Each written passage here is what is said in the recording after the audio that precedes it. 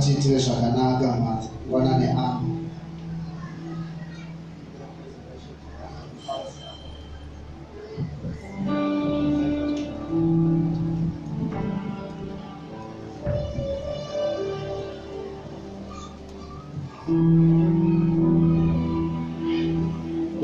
unogona kushandisa iyoyi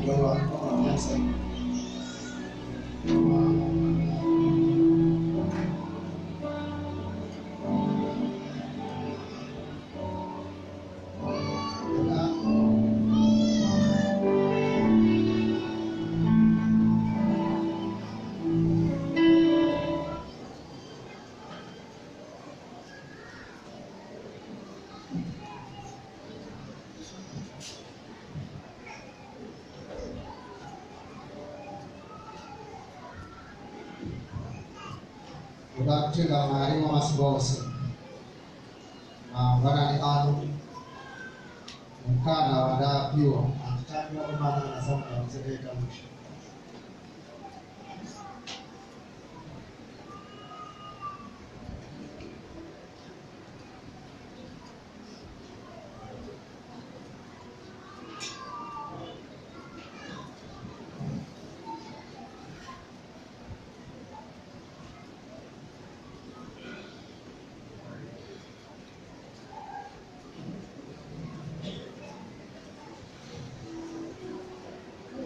kuremekeza Mwari w'amasi bose nenguva ino yava itatigoverane shoko raMwari nditende vatungamiri vose vari pakati pedu Mwari w'amasi bose vakuitire zvakanaka muzita raJesu amen. Dati amen. Ndoda kufarira imichechi mauya mangwanani ano masikati ano muri pano Mwari w'amasi bose vakuitire zvakanaka nekuuya kwenyu amen. Ndoda kukumbira muverenga shoko raMwari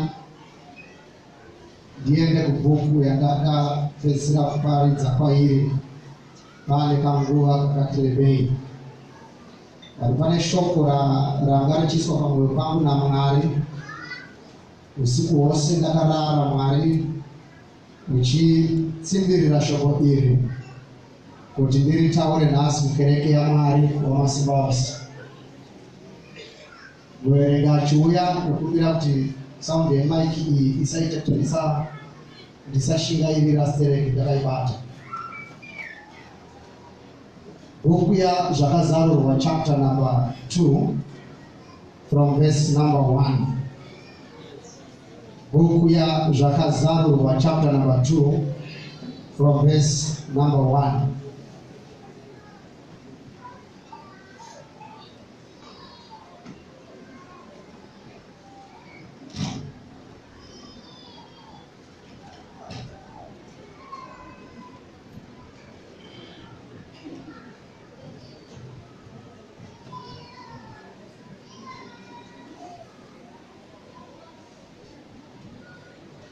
Ushalenga shoko raMwari kuna Zvakazarurwa chapter 2 verse 1.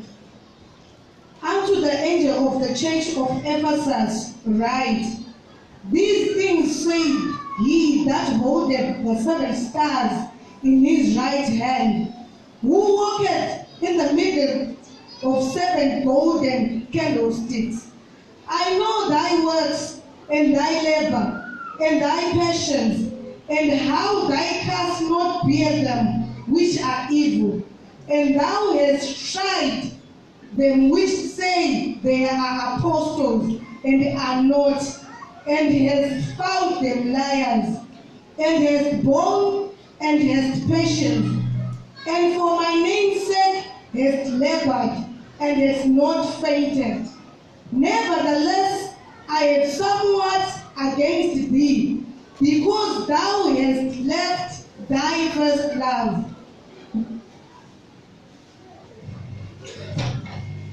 Verse 4.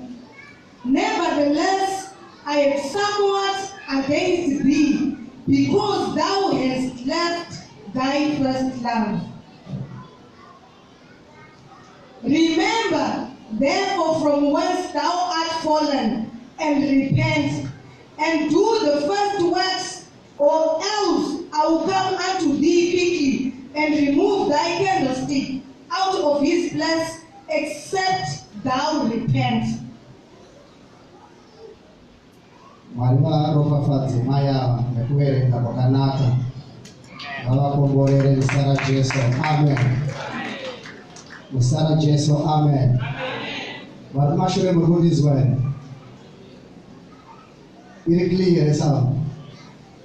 Tinotenda. Daikagona kuwana ane Bible reshona. Unakutsanangura maminutes mashoma shoma timaisane nenguva yedu tibate nguva dzedu. Anirengerawo verse number 4, verse number 6, verse number 4, 5, 6, and 7. Ane Bible reshona.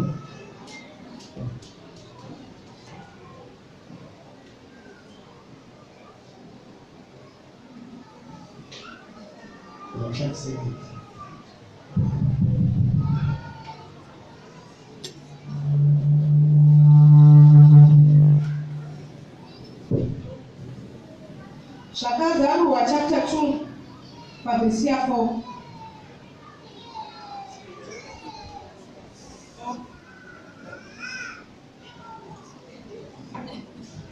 Zvakazarurwa chapter 2 verse 4. Asi handifari nechinhu ichi kwamuri, kuti wakasiya rudo rwako rwokutanga.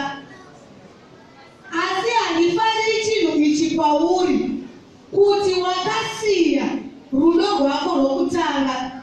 Naizvozvo rangarira pawakava, utendeuke, ugoita mabasa ako okutanga. Kana usingaiti saizvozvo, ndichauya kwauri ndikabvisa chigadziko chako chomwenje panzvimbo yako, kana usingatendeuki. This verse is so powerful. Even uchiverenga so kana Kristu chaiwo utakanzwa ana ichirova 1-2. It's a very dynamic scripture. Yatora nguva Mwari vachibvongodza pamwoyo pangu.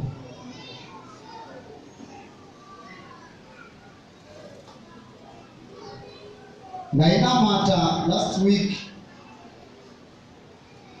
ndichiti Mwari ndibatsirei. I want to be the kind of a pastor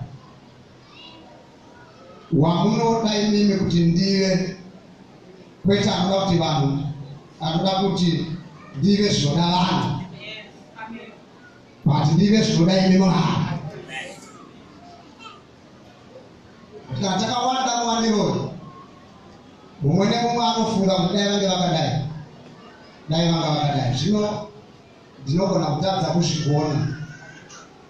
Saka ndopesera ndonamata kuti Mwari chindiitai kuti ndive zvamunotenda imi Mwari kuti ndive. Now when I was praying, Mwari akataura neni direct. Vakanditi, you know why I have called you, and you know exactly your calling. I want you to continue preaching the gospel of truth.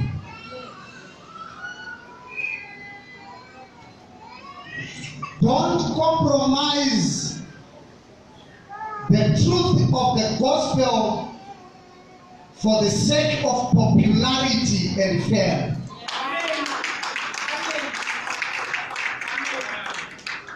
Kana chitaura kuti ndinozwa misodzi yangu ichibuda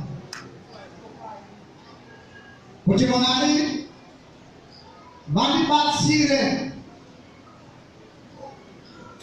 because the gospel of fame and popularity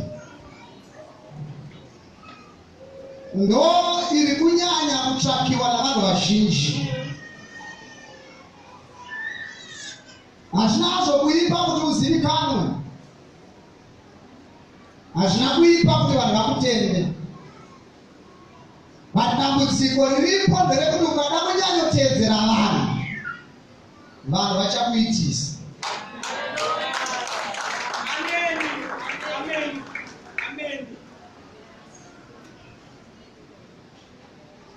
Ndoda kufara kuti kubva panguva yandakadaidzwa naMwari kusvikira iko zvino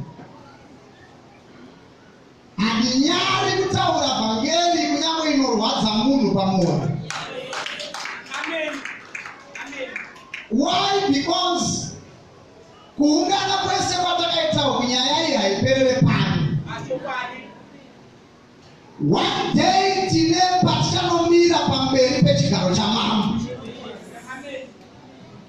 takatarisana nemurume unopinza denga kwete inini.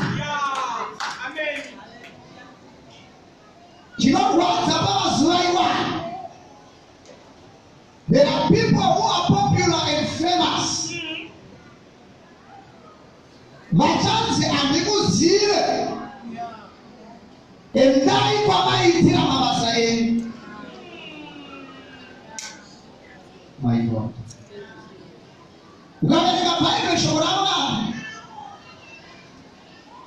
unorinzwa richiti vamwe vachauya kwandiri vachiti, Ishe, takadzika mweya yetsvina muzita renyu, takatanda mamhepo muzita renyu. Hatina kuidzinga nezita remumwe munhu, renyu imi makamira pagedhi kuti tipinde denga, ndimi vachaidzingisa mamhepo.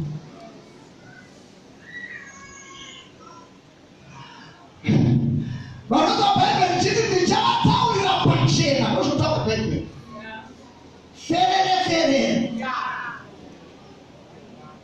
Ndichavabudira pachena kuti handimbokuziva.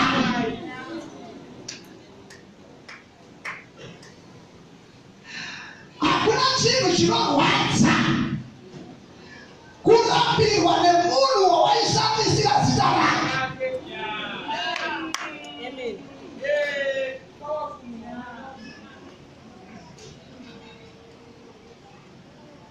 Oh God.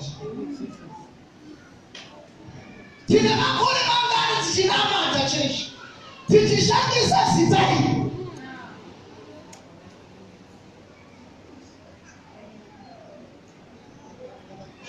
Musi unorambirwa hazvidi 10 years dzawakanamata.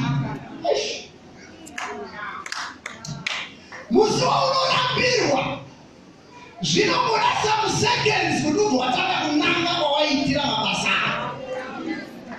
Iwe wakaita 10 years zvinama.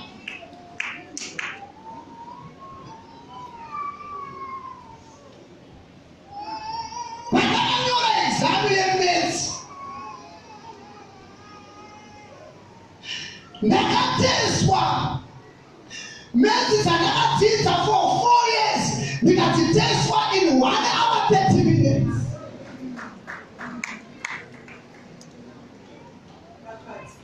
Avamboti nyora exam iyi for 4 years uchinyora bepa iyi. Ende vanokubvisa kumba kwavanoziva kuti unogona kuzokopera. Wobva vakuisira anoti invigilator. Unoisirwa invigilator kuti zvawakanyora zvawakadzidza for 4 years uzvinyorere 1 hour 30 ena akakubongorera kuti aukope.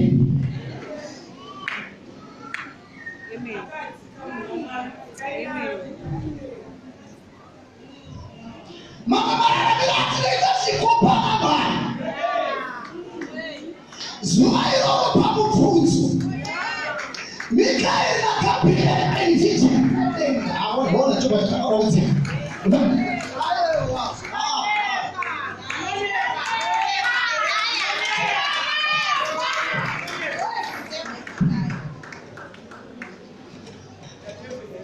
pane maivhijineta edenga vatakubvisa panyika vakuenda pamberi paMwari. Unonzi 10 years dzese dzawakanamata, 20 years dzese dzawakanamata, can you please go kwavaitira mabasa avo? Bhaibheri rinoti zuva iroro pamupfudzu kunyange nezvakaitika pakaranda zvamaita hakuna anotiona.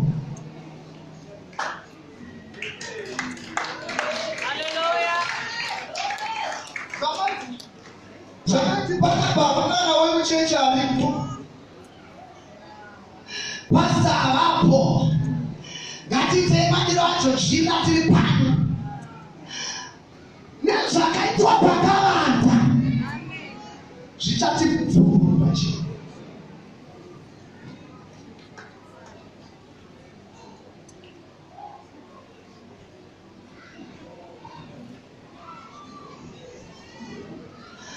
Ndauya kuzotaura vhangeri iyi kuti nhasi usabude muno usina kutendeuka.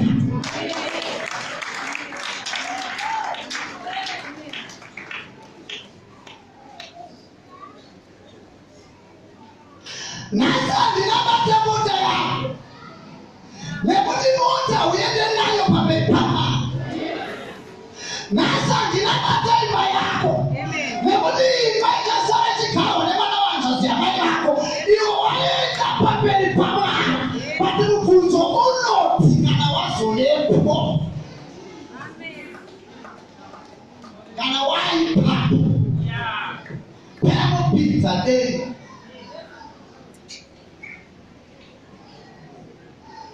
Are you the candidate? Inoti na Mwari, well done faithful servant. Pinda mufaro wa Mwari wako.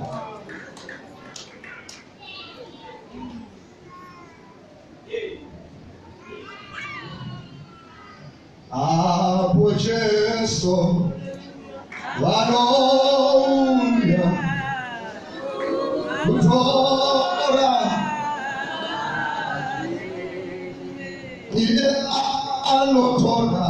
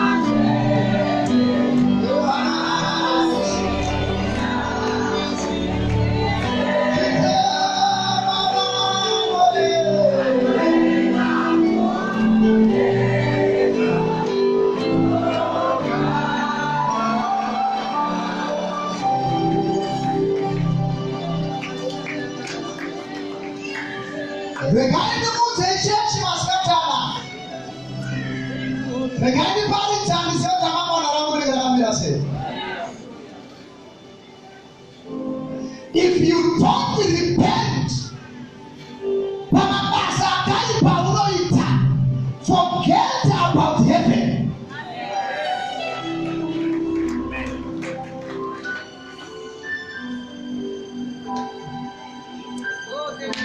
It's not about how many years have you been in church.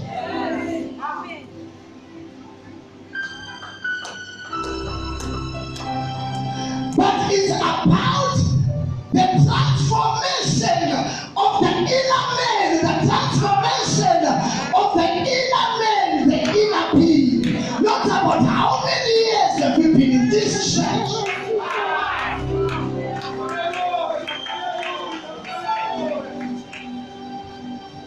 You don't enter heaven depending on the seniority.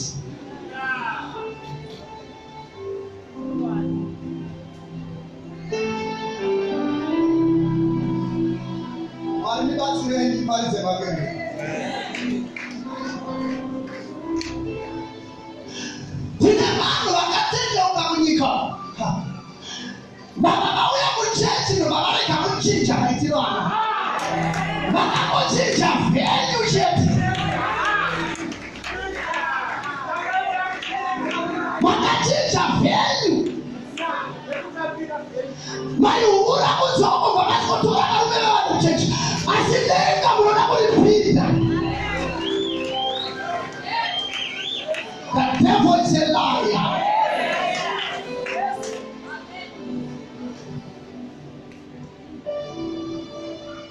The kingdom of God is about transformation of the inner man.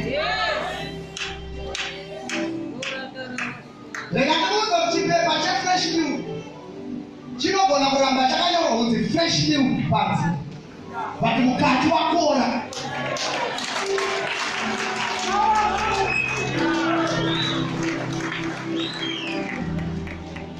Tisire mukaputinwe. Bopasa sima kuti sawa ele kuti fresh. Ikotika koti emuwe mu. Bopasa sima kuti fresh milk ele kuti sawa.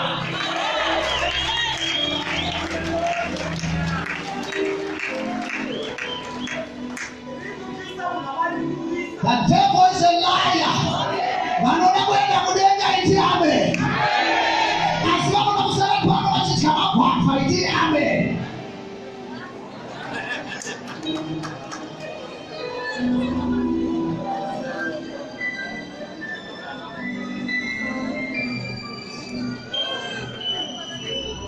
Kana Yesu achiwe. Tishapana. Kana Yesu achiwe. Tishapana. Kana Yesu achiwe. Abali karibu kuomeze kwa waipa Baba. Oh, Bwana Yesu.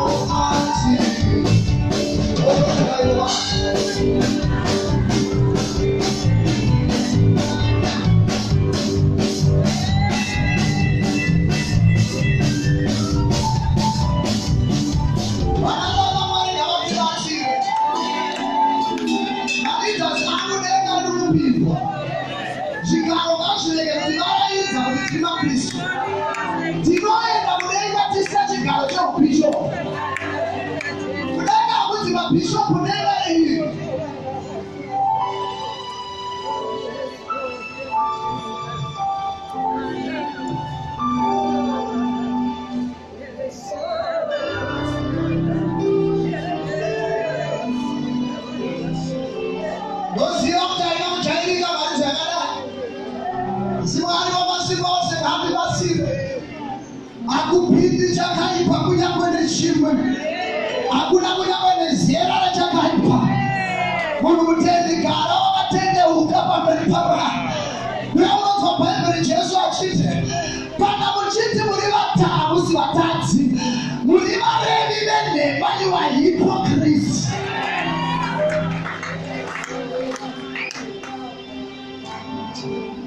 Tinotata swale zuba. Asitotende ukazwale zuba. Hakuna akapewa chitupa panapa. Chakudira rama maramirwa unaona nega unopi.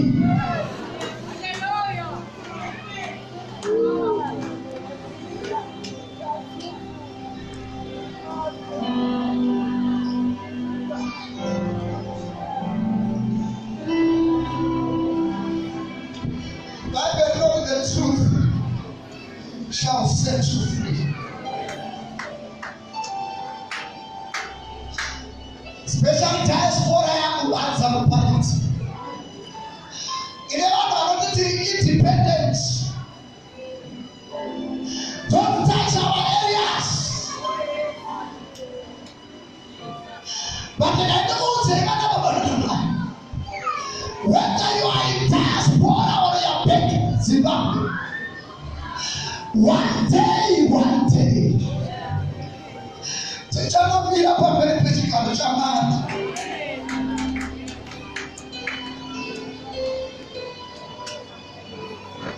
Zvakazarwa yoti mamwe tarirai ndinokurumidza kuuya. Mubayiro wangu ndinawo mumaoko kuti ndipe mumwe nemumwe kwete kungopiwa chete. Bhaibheri rinoti maringe.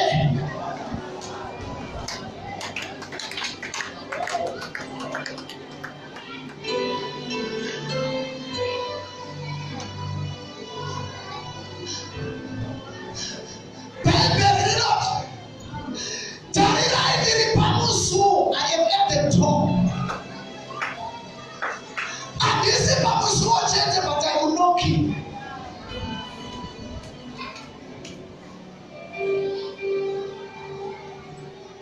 Zvoreva tinogona kupinda chechi muno. Takazara mazariro aya. Kristu asimo muno ari padhoa achinoka.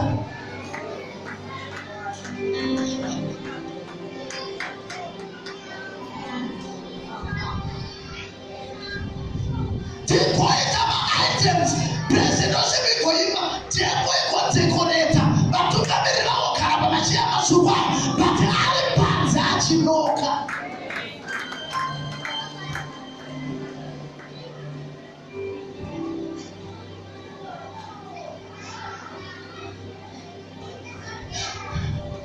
Tisati taitosvise kana takaita kuzvibvunza kuti arimo here mukati.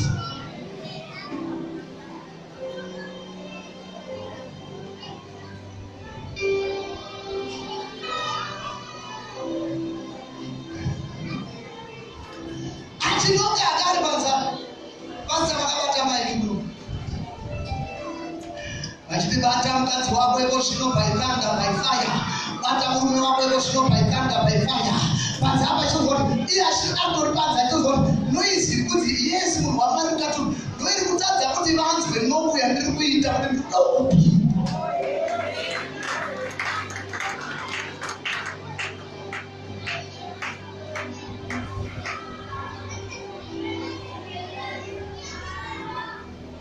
That's why zvino vanhu vasina hana inorova, vanonzina Pauro vane hana dzakaainiwa nedare,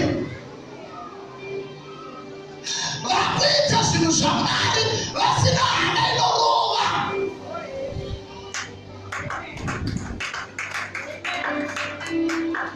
Vana vachavhunduki. Why? Because chechi yanhasi yakuda talent kupfuura chipo chinobva kuna Mwari.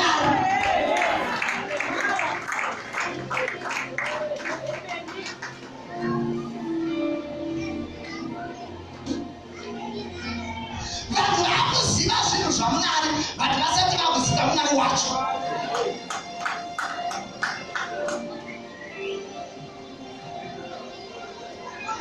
Kuuya kuchechi aiwa ndo zvinonyanya kudikanwa, but it's not enough. Zvaunotiratidza uri muno dai zviri izvo zvaunoratidza kunze.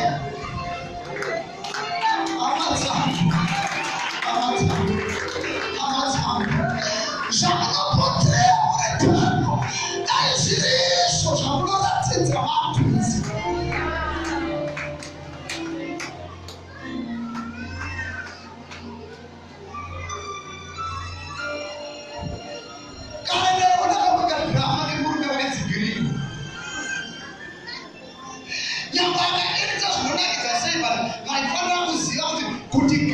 Izita rekuekutisa rake chairo rinonzi Lazarus Muora.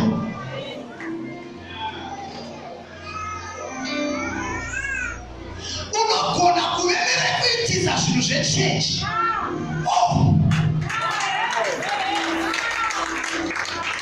But pavakabe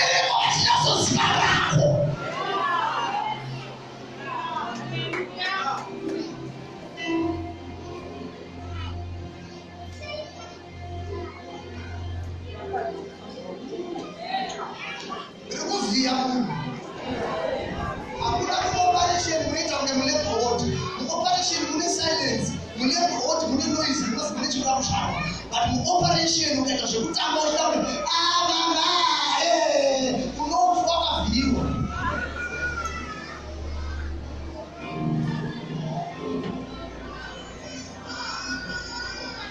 Kudenga hakusi kubocha.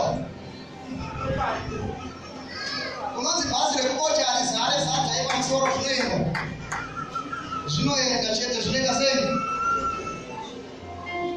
Zvinoita sei chete?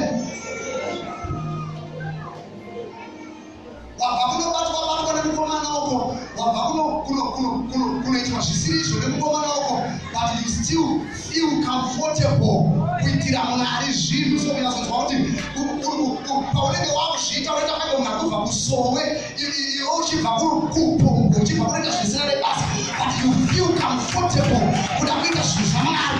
Why? Because we are living in a time of grace. Paunobva titorambira munyasha, kuti torambira muzvivi here kuti nyasha dziwanzwe. Anoti haisha.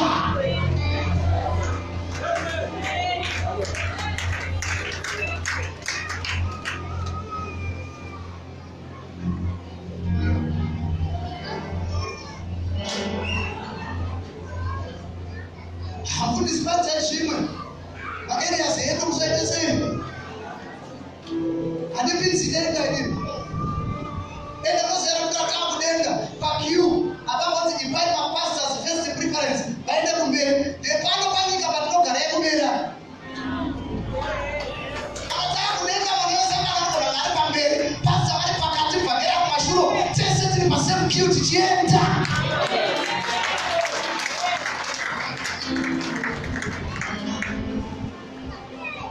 Tiri kuborana sei mumazuva ekupedzisira. Chinangwa chedu chekunamata ndechei pamalast days.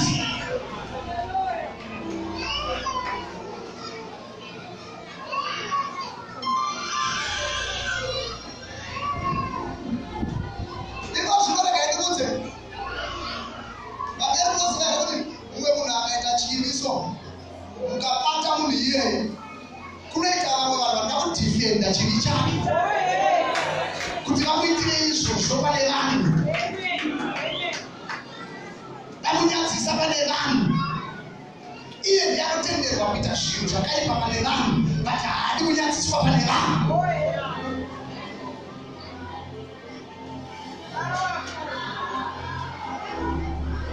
Paulo kutaura mubhuku yavaEfeso, Ephesus was a metropolitan city. Yakanga riri guta rinozivikanwa netrade. Nzira hombe zhinji dzaipinda nemuEfhesus. Bhaibheri rinoti tsamba ichinyorwa kukereke paEfeso, asi ndinoziva mabasa enyu. Rinobva ratora signature kuti iye amenhu akatendeka, kwete pastor. Ndinoziva mabasa enyu. Vanamai tinogona kutadza kumaziva, but pane anoziva in detail. Amen. Tinogona kutadza kuziva paunoswera, but pane anoziva kuti maminitsi akati omori pakati asina zvinovanzika pamberi pake.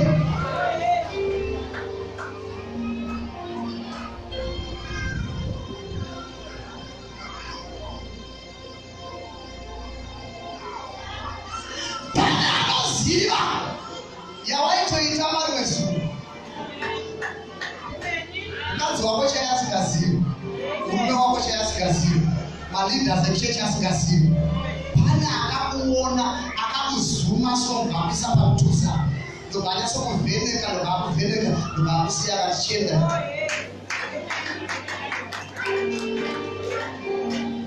Nekuti iye kana achitarira aite zvekuzvarazisa kuti anyasoti daunyasoona anonyasokuzuma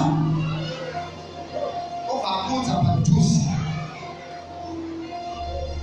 paya paunenge uri pachigwenzi chochiya kana mukudati mbuya kana pai anobva anyasokuzumai muchiita zvanuri kuita onyasokuzumai mobva mauya padhuze obva ati kukirozi dzake uyaione ndo zvaari kuita izvi ndondovara tichapedzerana there is one day andichakuratidza masesi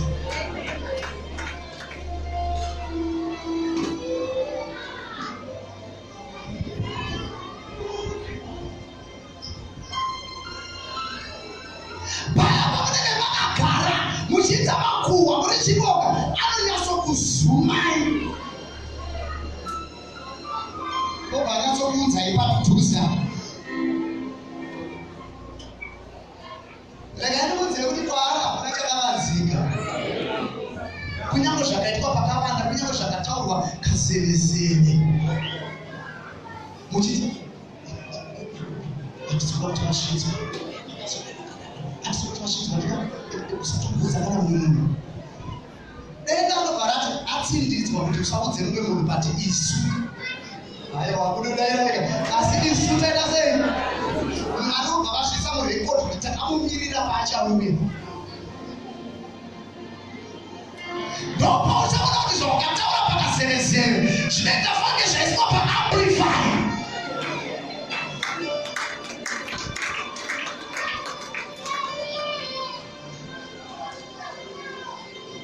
chikristu is Christ like living.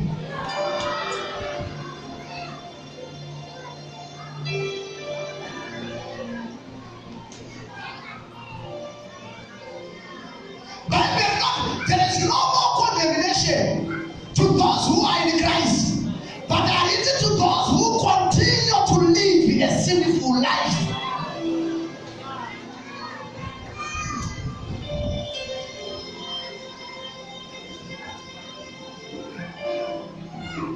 The devil is a liar. Ndinoziva mabasa yenyu. Ati basa senyu ndinoziva pandirwadza ati munoshingaira munomhanya nekereke paEphesus. You are hard. You work so hard. Chishingaira muchiita chino nechino aiwa urongedzwa wechechi nechidini aiwa you are kereke paEphesus you are number one. Zvinhu zvenyu zviri well programmed ende zvinhu zvenyu soka ndezvekuti nyangwe pakapinda maprofesa soka ndazozwa kuti tapinda zvinhu zvakaita sei zvakarurama. Kereke paEphesus you are so organized. Mazwi ari kubva mumuromo waMwari Johana Chizaruri. You are so organized. But mukuorganize kwenyu kwaMurungu, there is one thing that I am against of.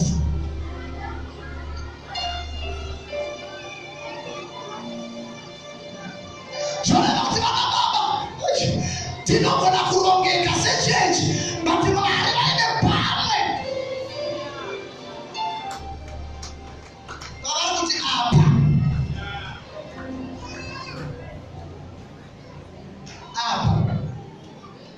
munogona kurongeka sepresimba rimwari apa torongeka seasharing sehostel but Mwari vachiti apa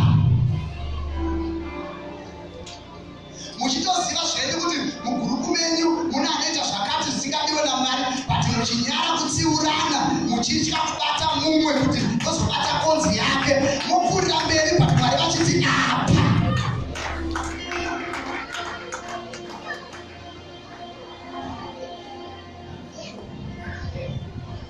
Kana takauya kuzonamata tisina murangariro wekuti rimwe zuva tichaenda kudenga, hama dzangu ngatifungei futi.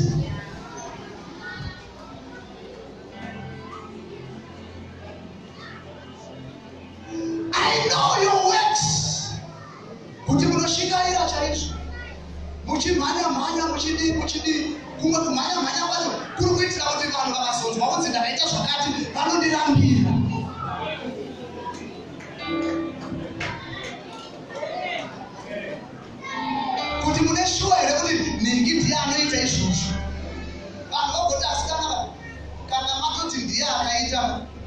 kuti chechi haina kana mutsvene.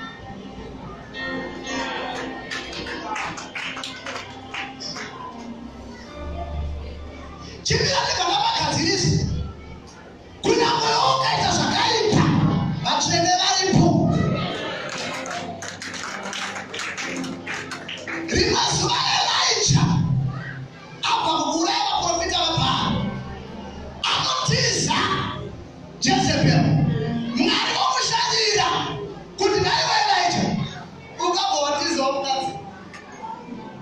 Zvikanzi Mwari, ndini chete muprofita, ndasara ndiri one out holier than thou. Ndatokaona Bhaibheri rozvamaracho no, hauzi wega. Kune vamwe vaprofita vasina kufugamira Bhaari who are alive today.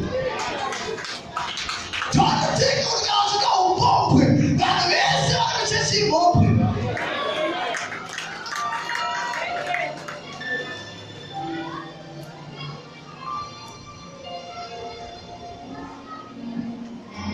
Daira amen. Daira amen. Ndinoziva kurongeka, ndinoziva kushingaira. Chino nochocho munobata-bata, munobatanidza zvinobatana, mukanhonga icho mukabatanidza nechicho, mukachiendesa mukachibatanidza nechicho. Zvinova aiwa Ephesus church, you are so excellent, you are so dynamic in things that can be seen namaziso enyama, but ndine zvandinoona zviri pamuri zvinoita kuti ndirabhe zvese zvamunoita.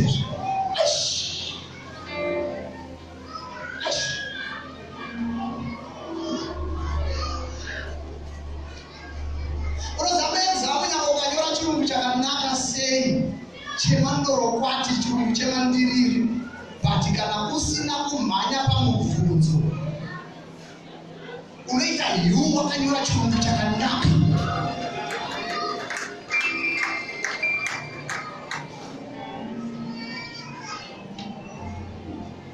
Chakuita kuti vatendi vazhinji varasikirwe nechinamato inyaya yekuti we measure on things that are not fundamental.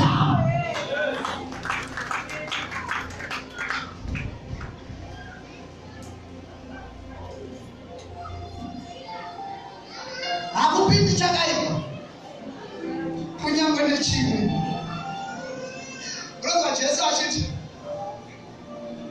makanzwa kuti mimi musaita upombwe, but ini ndauya kuzoamplifya scripture iyoyo kuti ine handichatarira anorara nemunhu, ndakutarira neziso rinoti kana akatarisa anobondera parwenda akatarisa.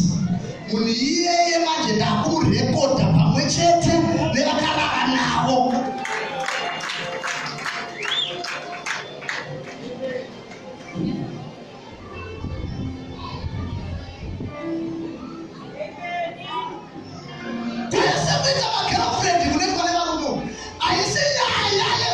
Zvinoshamisa stereki akachiva makumbo.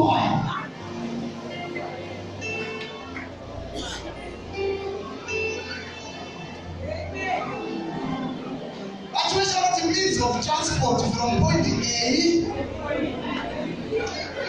Mota chaidzo dzinosiyana. Ukatarisa mavhiri eBenz mamwe akafuta kudai, mavhiri eToyota Corolla kadiki kanenge kakatete kudai, but ese mavhiri inoenda.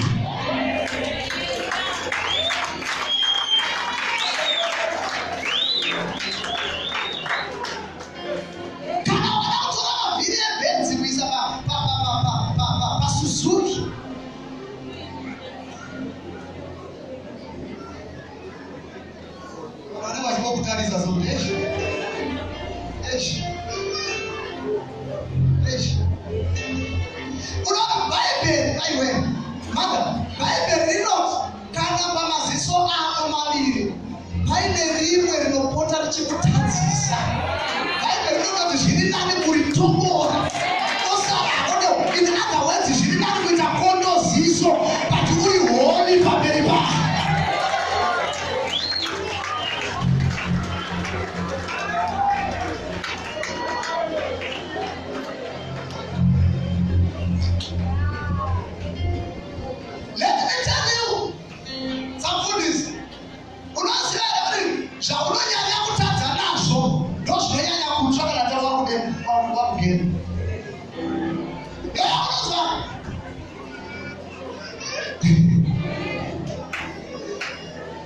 ndiani zviyabvangera ati kuna Lazaro kuti tumai Lazaro auye kunopera kaperi kuno andindodetserei. Divas the rich man. Kuti tumai Lazaro auye nebhaketi remvura adire mwiri wese. Aiziva kuti chamuendesa kugehena kutaurisa. Saka kuti chimutumai anyike munwe wemvura indosha kuti paitaurisa ipapo pagotodonhedzerwa ndopari kunyanya kutsva.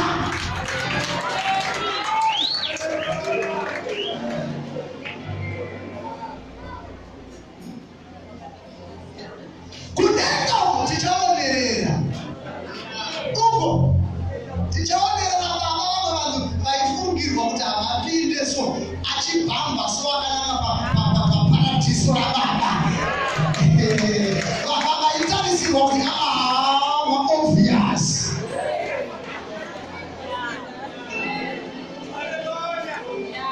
Kudenga uko vanhu vachavhunduka.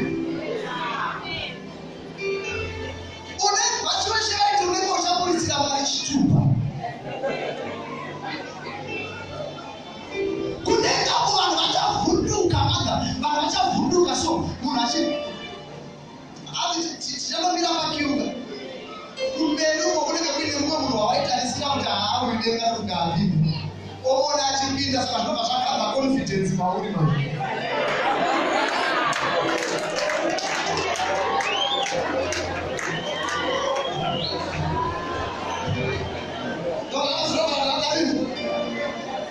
Kuti ndinganga asikagoshauri kana chipo anga asigori mumasharingi anga asiri muhositeki vakapinda denga.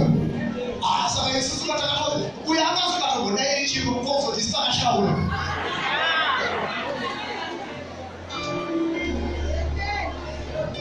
Unosivhunduka nekushaura ikoko uchidzi endai kwamaishaurira.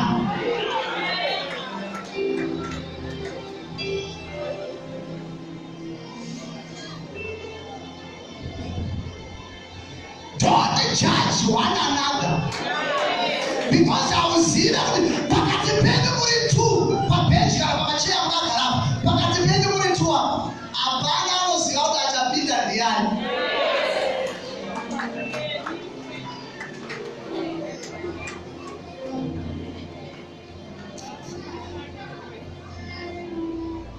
Regai tsokoro kudenga vanhu vachapira bhipi vanhu vachakolapsa kuti Mwari mune shuwa. Every Sunday ndaiparidza inini handina kutongorora kana vhesi ndichiparidza Mwari ndichiparidza inini muchechi yeAFM Abundant Life.